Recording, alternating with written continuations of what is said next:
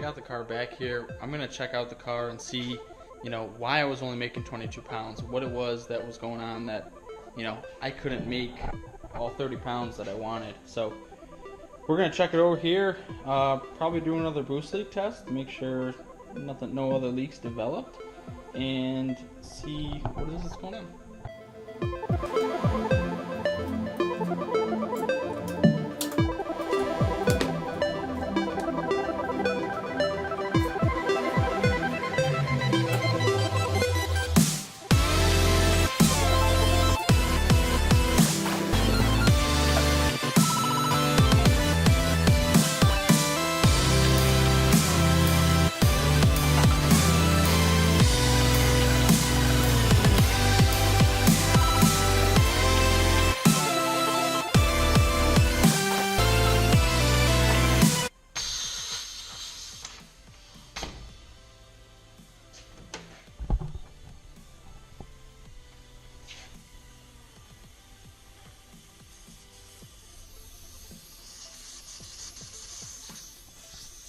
So we definitely have a leak here, which developed. I wonder if this piping deformed here a little bit. We'll have to see.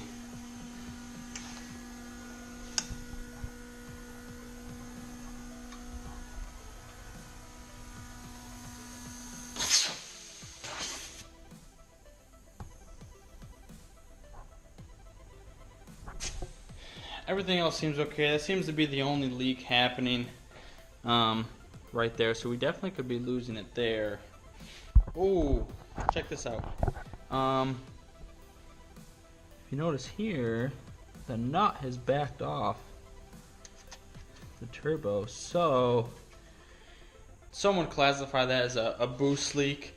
I normally consider boost to be just the compressor side stuff, the air that's pulling from the atmosphere, getting compressed and through the intake.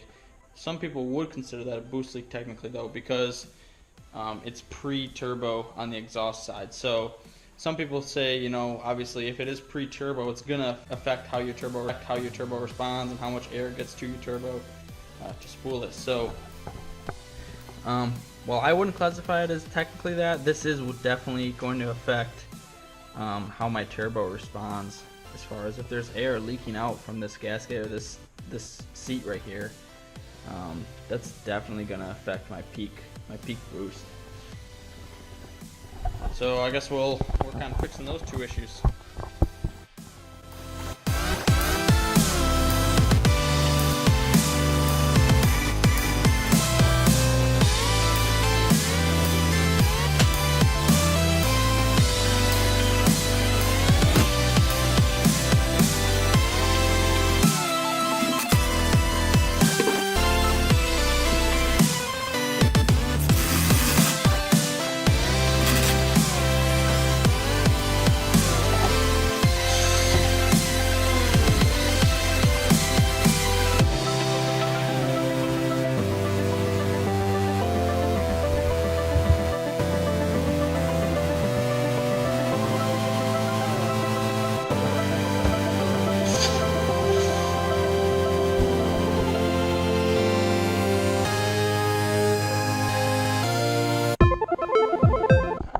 Sweet, looks like we're good. I hope we're making 30 pounds now. I'll have to take it on the street and do a little testing just to make sure, but I think we're in good shape. Another thing I wanted to check on or set up today was launch control. In K-Pro it's called launch control. A lot of people call it two-step, anti-lag, that type of thing. But I could tell from leaving the line how I was. First, rolling like I was at a stoplight, but second, leaving on no boost was actually hurting my ET. Well, obviously it was hurting my ET for the time, but it was hurting my trap speed too, because it took me longer to build the boost, so I wasn't moving as fast for different parts of the track as I should be. So I think adding some launch control, even still not launching the car super aggressively, but leaving with a little bit of a two-step or leaving under boost somewhat is going to help my overall trap speed a ton. So I'm going to set that up. I'm going to show you guys how to set that up in K-Pro right now. I'm not going to go over all of the tuning of it, but I will set it up initially, and then I'll show you what it sounds like here. And then I'm sure I'm going to have some fine tuning to do, talking to Rick, my tuner, as well. So first we have, Honda K Pro open, and open my tune. So now that my tune is open, and you can see up here in the K Manager where it's at. You can see it's open. We'll go over here to parameters.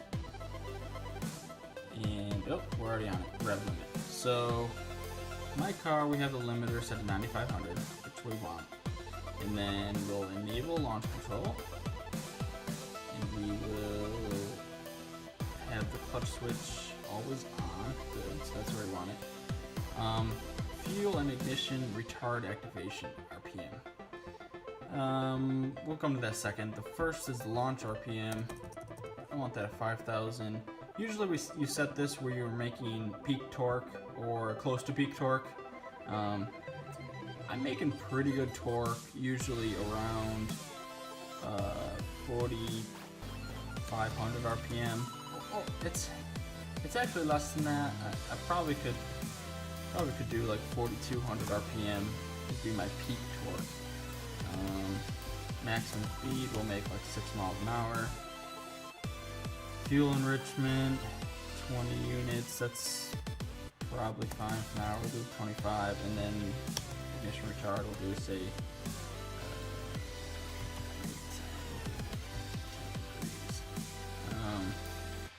so we'll save this. Another thing I'll be looking at, and I'm not ready to set up, I have no experience with it really, is full throttle shifting. It looks pretty basic, just setting our shift RPM limiter so that I can stay on the throttle the entire way through the shift.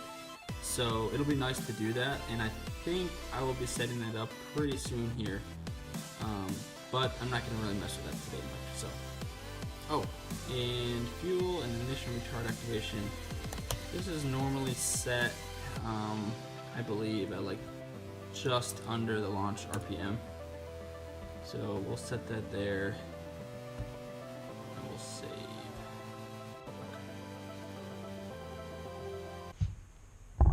So now that we got those parameters set in the computer, what I will do is warm up the car so the engine's nice and hot.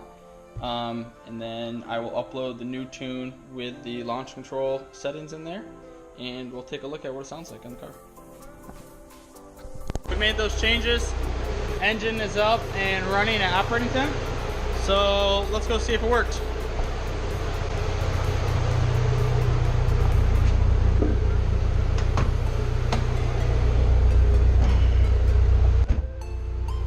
Let's see here. I'll put my foot on the clutch, and then we'll see what happens.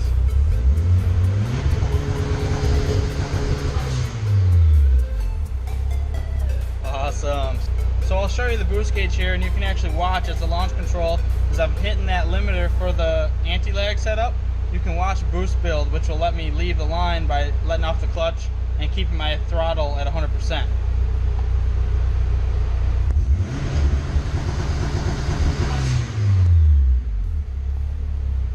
It's gonna need some adjustment.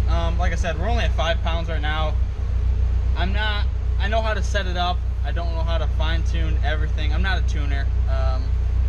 This is a hobby of mine. I'm an engineer, so I like tinkering with things, but for the final setup, so I don't damage anything, I have Rick, my tuner, do all the final settings to make sure everything's good to go.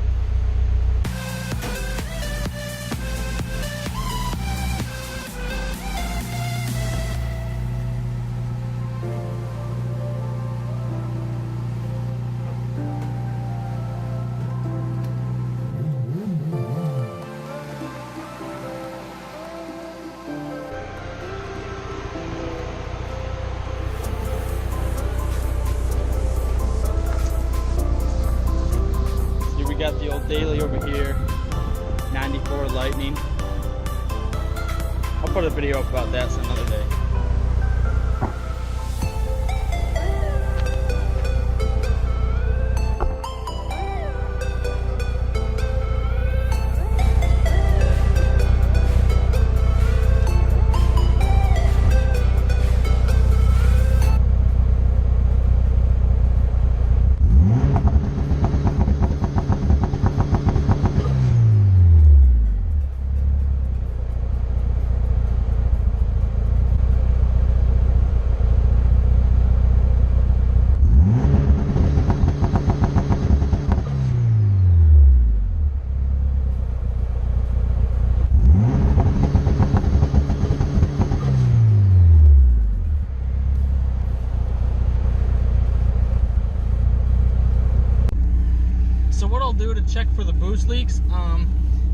make sure we're getting the peak boost that we want is I'll go make a couple pulls and I'll data log them. I can read the boost gauge, so I'll have a decent idea if we're getting it or not, but I always like data logging it to see what the computer's seeing, what the map sensor's reading. So we'll go make a couple pulls and then come back and check out the data log.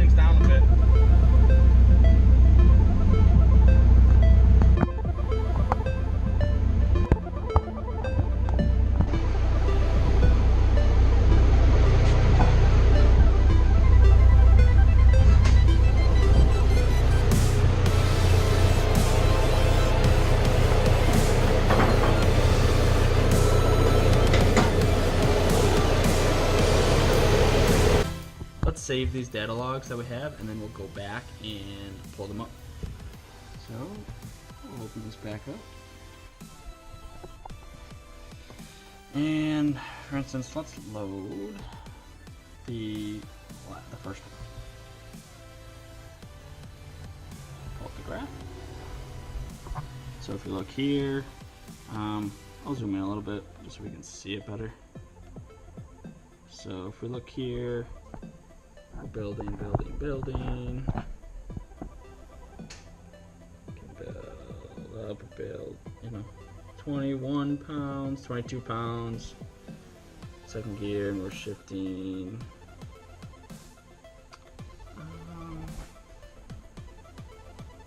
That was first gear. 28, 29 pounds, 30, 28.9, 29.8. That's pretty good. So everything seems to check out all right. We'll keep an eye on the car. We'll obviously keep testing more things. A couple of things that I definitely want to change are the wastegates on this guy. It's with the standard EFR wastegate that's on it now. It's single port, utilizing a 3-port solenoid. I'd love to upgrade to the dual port Turbo Smart ones they have for that, and those have 2 ports on it so we can control boost better and use a 4-port solenoid for that guy. So keep an eye out for that. That maybe this season, might be doing that after the season just so I can enjoy the car without tearing it apart again. Keep an eye out on that. We'll hopefully be back to the track soon, maybe ET a little better, making 28, 30 pounds to see what it does, utilizing the launch control hopefully too. So thanks for watching, guys, and subscribe. Check out the old videos if you haven't, and we'll see you later.